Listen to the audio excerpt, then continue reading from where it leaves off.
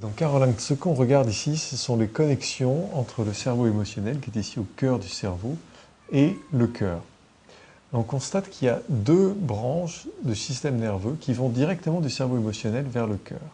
Une de ces branches, on appelle le système sympathique, fonctionne avec l'adrénaline pour accélérer le rythme cardiaque, faire monter la tension artérielle, préparer tout l'organisme au combat ou à la fuite.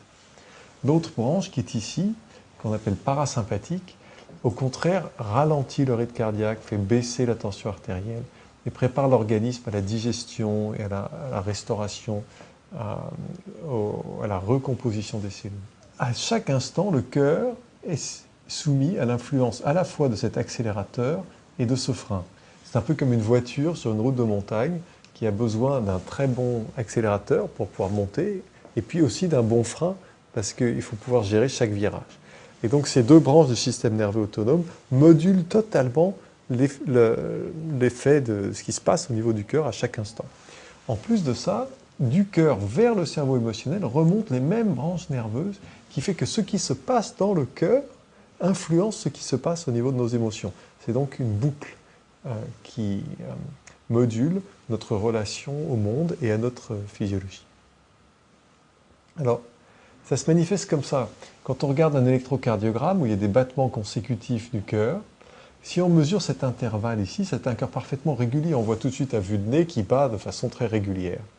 Eh bien, même un cœur très régulier, lorsqu'on mesure l'intervalle de façon précise, on constate que deux intervalles successifs ne sont jamais exactement de la même longueur.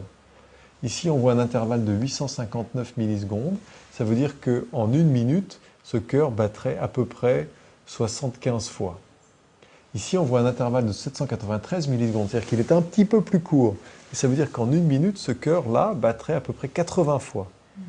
Et ici, c'est toujours le même cœur, bien sûr, si on regarde cet intervalle, 726 millisecondes, encore plus court, si ça restait toujours comme ça pendant une minute, ça voudrait dire 85 battements par minute. Donc on voit qu'à chaque battement du cœur, le cerveau et le cœur s'ajustent pour s'adapter à ce qui se passe dans la physiologie et à ce qui se passe dans l'environnement autour de nous. Okay. Maintenant, on peut regarder ce que ça donne sur 4 minutes.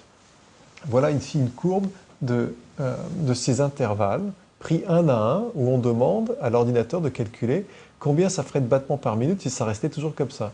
Et pour le premier intervalle, on est à 60 battements par minute, puis le suivant à 65, puis on redescend à 60, on remonte à 65, etc. etc. Et pendant 4 minutes, on voit que les variations peuvent aller jusqu'à 90 battements par minute ou descendre jusqu'à 50 battements par minute. Et ça varie constamment de façon un peu chaotique. C'est-à-dire que là, par exemple, on ne sait pas où ça va. On ne sait pas si ça va aller plus vite ou plus doucement. On ne peut pas le prévoir puisque ça a varié de façon très chaotique.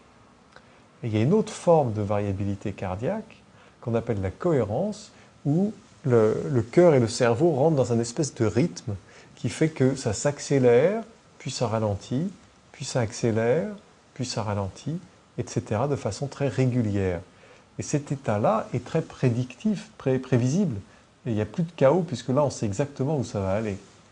Et il se trouve que cet état de forte variabilité et de cohérence, c'est celui qu'on retrouve lorsqu'on a des émotions positives et qui est un des meilleurs prédicteurs de la résistance au stress. Ça reflète toute la cohérence de la physiologie. Donc ce que je voudrais vous apprendre aujourd'hui, c'est ce qu'il se passe dans le lien entre votre cerveau et votre cœur et comment reprendre le contrôle de ce lien avec votre volonté. Parce que vous ne pouvez pas dire comme ça consciemment à votre cœur de battre plus vite ou de battre plus doucement. Mais vous pouvez apprendre à mieux contrôler ce frein et cet accélérateur pour les rendre beaucoup plus souples et adaptables à tout ce qui se passe dans votre environnement.